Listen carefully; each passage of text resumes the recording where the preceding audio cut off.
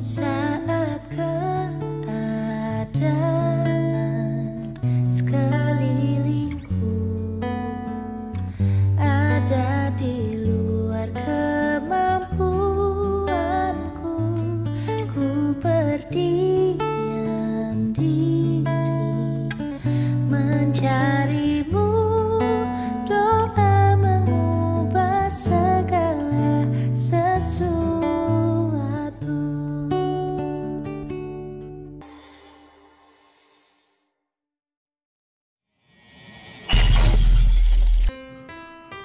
Shalom, selamat hari Minggu. Kembali kita bertemu di dalam ibadah online. Tema ibadah kita pada pagi hari ini, miliki iman yang konsisten. Mari kita ikuti ibadah ini dengan perhatian yang fokus. Sebelum kita memulai ibadah ini, kita berdoa. Bapa di dalam surga, Bapa yang kami kenal di dalam nama Tuhan Yesus Kristus, kembali kami mengucapkan syukur dan terima kasih atas segala anugerah yang Kau limpahkan kepada kami, sehingga kami bisa kembali mengikuti ibadah online ini. Bapa, seluruh kehidupan kami serahkan ke dalam kuasa-Mu, supaya Engkau yang berkuasa atas kami, sehingga kami bisa fokus di dalam mengikuti ibadah ini. Bapa di surga, ibadah kami ini kami serahkan ke dalam kuasa-Mu dari awal, pertengahan, dan hingga pada akhirnya. Dan juga alat-alat yang kami pakai, Engkau fungsikan dengan baik, sehingga ibadah kami dapat berjalan seturut dengan kehendak-Mu. Kami serahkan seluruh ibadah kami ini hanya di dalam tangan kuasa Tuhan Yesus Kristus. Kami berdoa dan mengucap syukur di dalam nama-Nama Tuhan Yesus Kristus, Tuhan dan Juru Selamat kami. Amin.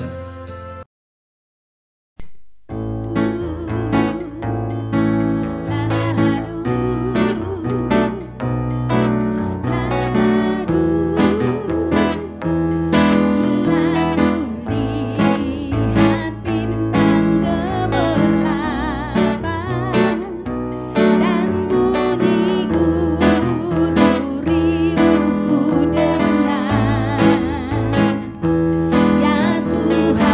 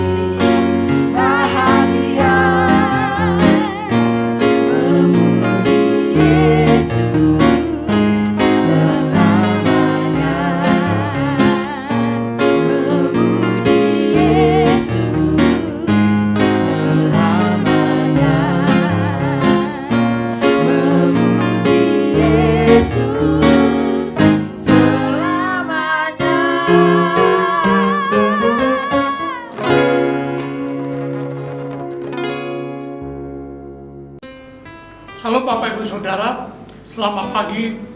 Dimanapun saudara berada, kami senantiasa berdoa supaya kita semua sehat-sehat walafiat. Saudara, memang ini masih suasana COVID-19, sehingga kita semua diarahkan untuk memprioritaskan kesehatan, di mana sering kita harus cuci tangan, kita harus mau keluar rumah, kalau dulunya harus cari HP dulu, sekarang harus cari masker dulu. Ya, kita keluar rumah pakai masker, dan apabila kita ke tempat yang ramai, kita harus jaga jarak dengan orang ramai itu. Saudara, memang suasana yang demikian ini membuat di mana-mana orang resah, orang dekat-dekat, orang ketakutan karena virus corona ini.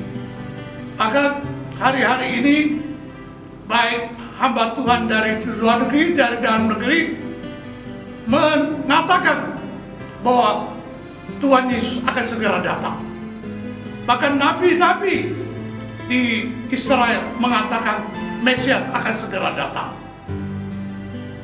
Memang kalau tanda-tanda kedatangan Tuhan itu sudah ada juga, seperti perang, gempa bumi, kelaparan, dan wabah penyakit. Tapi kalau sampai ada hamba Tuhan yang mengatakan bahwa waktunya, harinya, dan bulannya itu tidak benar. Sebab dalam Alkitab, dalam Wahyu pasal 3 ayat 3 dikatakan bahwa anak manusia itu datang seperti pencuri. Tidak ada yang tahu tepat waktunya.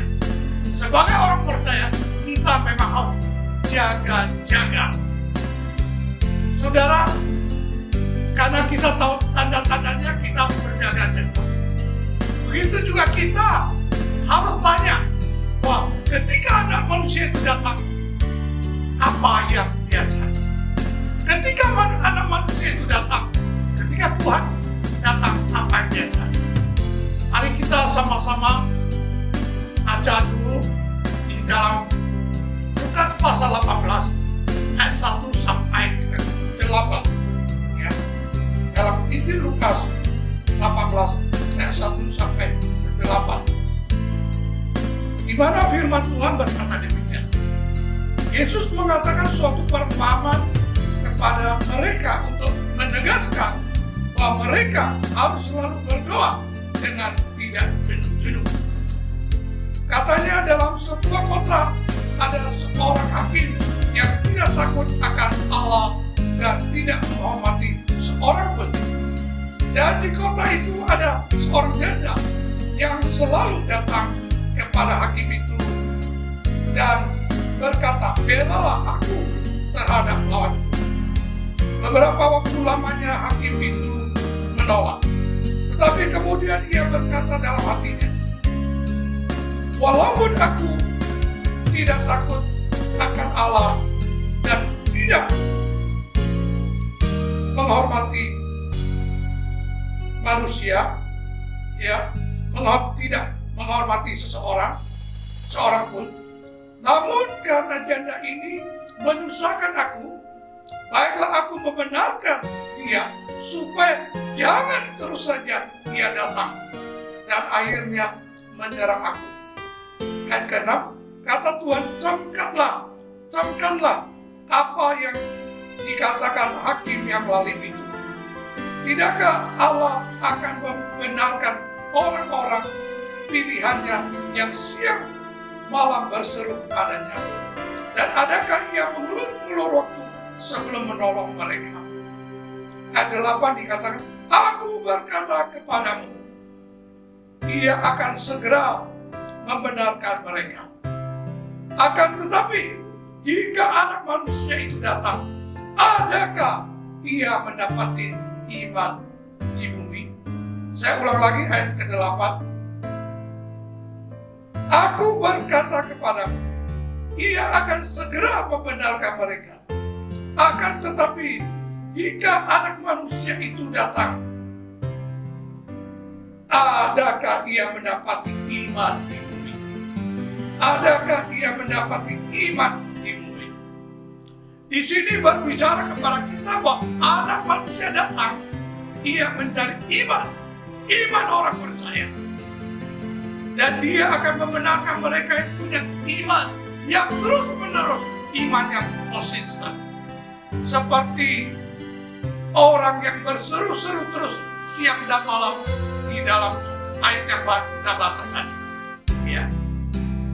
Sehingga saya mengambil kesimpulan, ketika Anak Manusia datang, yang dia cari adalah iman orang percaya. Iman yang bagaimana? Iman yang konsisten. Maka dari itu, tema khotbah saya hari ini berkata, milikilah iman konsisten. Milikilah iman konsisten. Apa itu iman? Dalam kamus bahasa Indonesia, iman itu adalah kepercayaan, keyakinan kepada Allah. Iman itu adalah keteguhan hati kepada Allah. Saudara, bahkan bahasa Inggrisnya berkata, faith is strong belief. Strong belief. Satu kepercayaan yang kuat. Satu kepercayaan yang sungguh-sungguh. Ya. Saudara, dalam Alkitab, Ibrani 11 ayat 1 dikatakan, iman adalah dasar dari segala sesuatu yang kita harapkan dan bukti dari segala sesuatu yang kita tidak lihat. Itulah iman. Saudara, janda yang di dalam perumpamaan yang Yesus sampaikan ini, dalam ayat ketiga mengatakan wanita itu atau janda itu selalu datang kepada hakim. Dan dalam Alkitab sehari-hari berkata berkali-kali dia datang. Dan dalam terjemahan bahasa Inggrisnya dikatakan keep coming terus. Dan dalam ayat kelima dikatakan bahwa wanita itu terus datang kepada hakim itu. Terus datang kepada hakim. Dan dalam bahasa Inggrisnya dikatakan bahwa continue come. Saudara, wanita ini, janda ini terus-menerus datang kepada Tuhan. Wanita ini terus-menerus datang kepada hakim itu. Begitu juga kehidupan kita harus sering datang kepada hakim agung kita. Jangan kalau kita ada masalah saja, kita datang kepada Tuhan, kita nangis-nangis kepada Tuhan. Ketika tidak ada masalah, waktu lagi senang, lupa dengan Tuhan. Ketika kita lagi susah, haleluya, haleluya terus. Ketika kita lagi senang, haleluya dengan Tuhan. Jangan. Kehidupan kita yang memiliki iman yang konsisten, sekali menyembah Yesus, tetap selamanya menyembah Yesus. Saudara, di dalam Alkitab, dalam Perjanjian Lama, ada satu kitab Daniel yang dalam pasal ketiganya menulis bahwa Daniel bersama 3 orang temannya yang bernama Sadrak, Mesak, Abednego. Mereka adalah pemuda-pemuda Israel yang dilempar, yang dibuang ke Babel. Saudara, ada satu kali Raja Babel, yaitu Raja Nebukadnezar, membuat satu patung emas. Dan setiap orang diwajibkan, diharuskan untuk menyembah patung itu. Dan apabila ada orang yang tidak menyembah patung itu, maka mereka dihukum, dilempar ke satu lautan api. Saudara, namun demikian 3 teman Daniel yang bernama Sadrak, Mesak, Abednego ini menolak untuk menyembah patung emas yang dibuat oleh Raja Nebukadnezar. Ya. Saudara, maka raja marah, raja memanggil 3 orang teman Daniel itu. Ya. Maka ketika mereka diadili dalam Daniel pasal 3 ayat 16, 17, 18 berbunyi demikian. Saudara, Daniel 3 ayat 16 dikatakan, lalu Sadrak, Mesak, dan Abednego menjawab Raja Nebukadnezar, tidak ada gunanya kami memberi jawaban kepada Tuanku dalam hal ini. Ayat 17, jika Allah kami yang kami puja sanggup melepaskan kami, maka Ia akan melepaskan kami dari perapian yang menyala-nyala itu, dan dari tanganmu, ya Raja. Ayat 18 dikatakan, tetapi seandainya tidak, hendaklah Tuanku mengetahui, ya Raja, bahwa kami tidak akan memuja dewa Tuanku dan tidak akan menyembah patung emas yang Tuanku dirikan itu.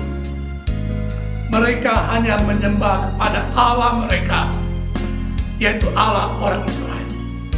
Mereka menolak untuk menyembah Allah lain. Saudara, apa yang terjadi ketika mereka mempertahankan iman mereka yang konsisten, yang terus saja hanya menyembah Allah? Mukjizat terjadi. Di situ dikatakan raja menjadi marah sekali dan minta api yang disediakan itu dibuat 7 kali lipat lebih panas, dan mereka dilemparkan ke dalam api.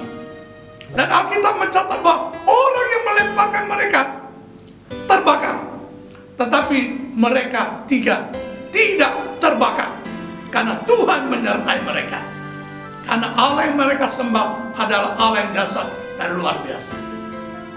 Maka dari itu, ketika raja melihat kejadian itu, raja terkaget-kaget, dan raja mengeluarkan satu pengumuman, satu maklumat. Kalau ada orang yang menghina rajanya Sadrak, Abednego, Sadrak, Mesak, dan Abednego, maka orang itu harus dibunuh dan rumahnya dihancurkan. Dan kemudian raja memberi mereka bertiga satu kedudukan yang tinggi. Saudara, hal yang pertama di sini saya mau bicara bahwa orang yang menyembah Yesus, selama-lamanya menyembah Yesus, memiliki iman yang konsisten, maka dia akan melihat mukjizat terjadi di dalam hidupnya. Dan di sini hal yang kedua yang saya mau lihat di dalam Roma pasal 1, di mana Rasul Paulus berbicara kepada jemaat di Roma. Saya akan bacakan Roma pasal 1 ayat 16 dan 17. Firman Tuhan berkata demikian, sebab aku mempunyai keyakinan yang kokoh dalam Injil, karena Injil adalah kekuatan Allah yang menyelamatkan setiap orang yang percaya. Pertama-tama orang Yahudi, tetapi juga orang Yunani. Ayat 17, sebab di dalamnya nyata kebenaran Allah yang bertolak dari iman dan memimpin kepada iman. Seperti ada tertulis, orang benar akan hidup oleh iman. Saudara, saya mau bacakan dalam terjemahan bahasa Indonesia sehari-hari.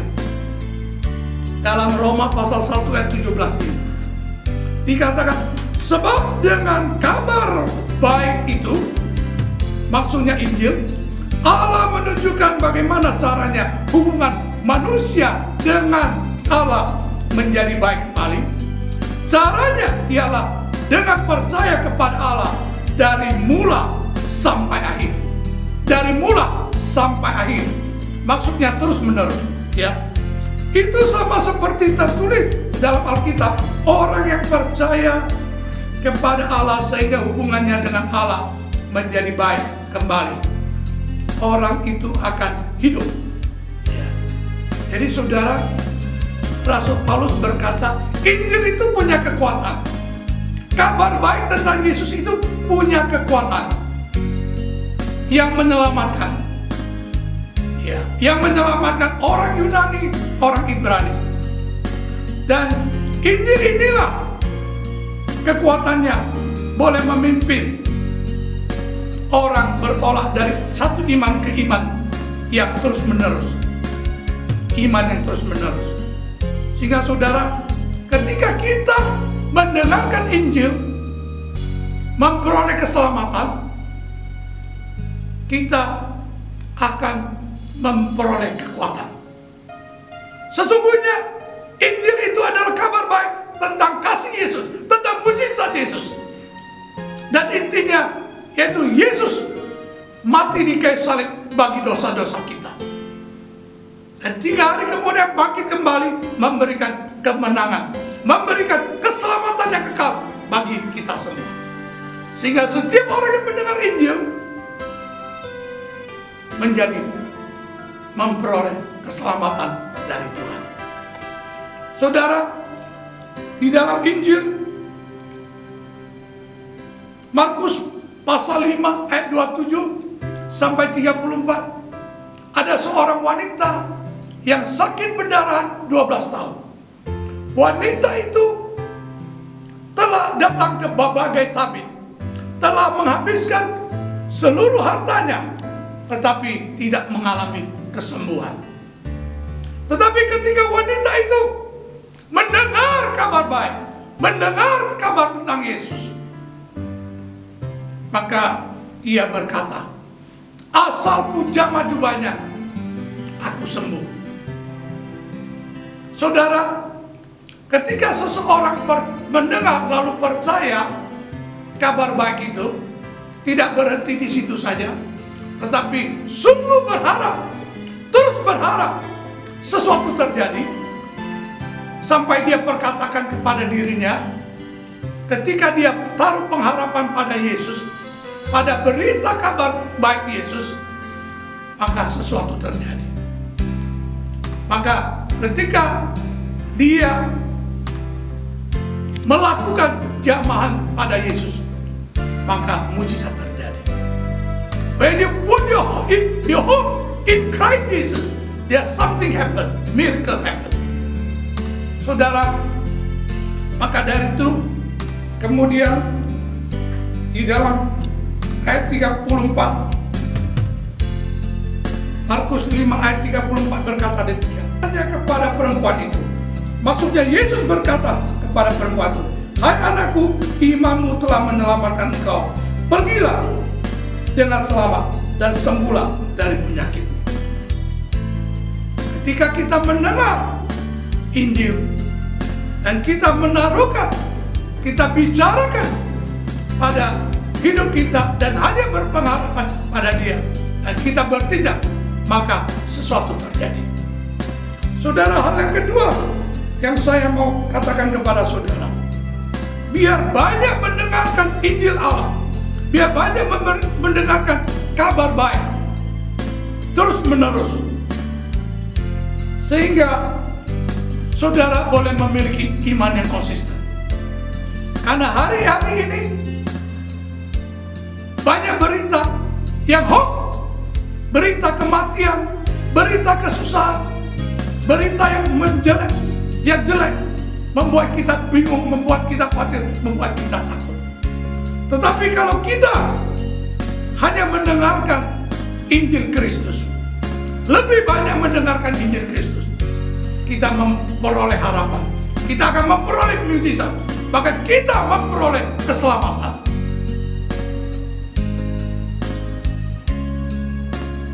Saudara, hal ketiga yang saya mau perlihatkan yaitu di dalam Kolose pasal 3 ayat 9 dan 10. Saya bacakan bagi setiap saudara. Ya. Saudara, dalam Kolose pasal 3 ayat 9 dikatakan, jangan lagi kamu saling mendustai, karena kamu telah menanggalkan manusia lama serta kelakuannya. Ayat 10 dikatakan, dan telah mengenakan manusia baru yang terus-menerus diperbarui untuk memperoleh pengetahuan yang benar menurut gambar Kaliknya, gambar penciptanya. Saudara, menurut ilmu pengetahuan dan riset, dunia ini hanya muat ditinggal oleh 2,4 miliar atau sampai 3 miliar. Hanya muat sekian banyak orang saja.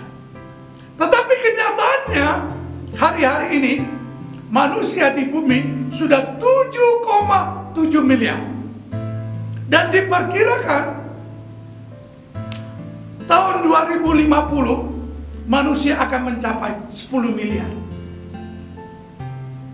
Saudara, maka dari itu orang mengatakan dunia ini sudah kurang makanan, sudah kurang air, banyak tempat rusak, banyak tempat yang dihancurkan oleh manusia. Maka dari itu timbullah segala masalah yang hebat di dunia ini. Tetapi ada satu paham berkata, walaupun berapa orang tinggal di dunia ini pasti muat, asal manusianya hidup di dalam kebenaran, asal manusianya hidup di dalam normal yang benar. Ya. Maka dari itu, saudara, saya juga memiliki paham yang demikian. Maka dari itu kita semua harus jadi manusia baru yang meninggalkan segala hal yang jahat dan diperbarui terus. Hari-hari ini kita diperbarui secara fisikal. Kita hidup prioritas kesehatan. Kita hidup dituntut kesehatan secara tubuh. Namun mau menjadi manusia yang baru, hidup dalam new normal ini, kita juga secara rohani harus terus-menerus diperbarui. Khususnya terus-menerus memperbarui pengenalan kita kepada Tuhan, sehingga kita tambah percaya pada Tuhan. Iman kita tambah percaya pada Tuhan. Saudara, saya mendengar satu cerita yang demikian. Di satu tempat ada seorang yang suksesnya luar biasa. Dia sangat sukses. Maka dari itu ada banyak orang yang mau mengetahui apa rahasianya, apa tipsnya bisa sukses seperti dia. Maka terkumpullah 1.000 orang mau mendengarkan rahasianya, tipsnya, bagaimana dia bisa sukses. Saudara, kemudian datanglah orang sukses itu. Ketika dia datang, dia bawa satu martil kecil dan satu batu yang cukup besar. Kemudian dia duduk di tempat itu, di depan. Dia mulai ketok batu itu. Dia mulai memukul batu itu. Saudara, dia hanya memukul batu itu. Dia hanya mengetok batu itu. Kurang lebih setengah jam berjalan, orang sudah mulai bosan melihat kenapa dia tidak berbicara, hanya ketok batu dengan martil yang kecil saja. Orang sudah mulai tinggalkan dia. Setelah setengah jam, dia masih ketok, dia masih memukul batu itu dengan martil yang kecil itu. Setelah 1 jam, separuh orang sudah tinggalkan dia karena dia tidak berbicara. Saudara, namun ada orang yang bersabar juga. Kemudian setelah 1 jam dia masih memukul batu yang kecil itu, batu yang cukup besar itu dengan martil yang kecil. Saudara, dia memukul terus, memukul terus. Sudah hampir 2 jam, tinggal 20 orang saja. Dia masih ketok terus. Dia masih memukul terus batu itu dengan martil yang kecil. Dan tiba-tiba batu itu pecah. Semua orang terdiam. Ketika batu itu pecah, dia baru mulai bicara. Dia bilang, saudara-saudara, saya ketok batu ini, saya memukul batu ini kurang lebih 2 jam di sini. Dan kurang lebih 1000 kali. Dia kemudian bertanya kepada semua orang yang di sana. Maksudnya, saya ketok keberapa kali batu itu pecah? Semuanya jawab sama-sama, ke 1000 kali batu itu pecah. Tetapi dia mengatakan, yang sebenarnya, yang benar, batu itu mulai pecah ketika pertama kali saya ketok, sampai ke 1000 kali. Sebenarnya jawabannya, yaitu batu itu mulai pecah ketika saya pukul pertama kali sampai 1000 kali. Saudara, begitu juga kehidupan kita. Ketika kita datang percaya kepada Tuhan, ketika kita mengaku Yesus Kristus adalah Tuhan, kita dikatakan adalah ciptaan baru. Manusia lama kita telah berlalu. Manusia lama telah dihancurkan. Sehingga kalau kita senantiasa selama-lamanya ketok hidup kita dengan iman yang konsisten terus-menerus, maka sesungguhnya manusia lama kita bisa hancur dan hanya ada kemuliaan Tuhan di dalam kehidupan kita. Sehingga saudara sekalian, dalam kehidupan sekarang ini, kehidupan new normal, yaitu kehidupan yang seperti firman Tuhan katakan, tinggalkan hidup yang lama, hidup di dalam hidup baru bersama Tuhan, mengenakan manusia baru yang terus-menerus diperbarui di dalam Tuhan, sampai kita mengenal benar-benar gambar Allah. Karena sesungguhnya manusia diciptakan pertama adalah dalam rupa Allah, adalah rupa kali Allah. Dan kalau manusia dengan iman percayanya mengenal terus kepada Tuhan dan menghancurkan manusia lama, maka sungguh-sungguh ketika Yesus datang, dia menemukan bahwa orang percaya masih sungguh-sungguh percaya kepada dia. Orang percaya masih sungguh-sungguh memiliki iman yang kepada dia, yaitu iman yang konsisten. Maka kita akan ketemu dengan Tuhan, hidup bersama kemuliaannya. Jadi sekali lagi saudara, hari-hari ini adalah sebagai tanda-tanda akhir zaman. Marilah kita hidup berjaga-jaga. Hidup berjaga-jaga yang bagaimana? Hidup berjaga-jaga yang memiliki iman yang konsisten. Iman konsisten yang bagaimana? Sekali percaya Yesus, sekali menyembah Yesus, tetap selama-lamanya menyembah Yesus. Dan hal yang kedua, dengarkan kabar-kabar tentang Yesus. Dengarkan Injil Yesus, sehingga membuat kita terus-menerus iman percaya kita naik satu tingkat, lebih satu tingkat. Dan hal ketiga, mengenakan manusia baru dan buang manusia lama.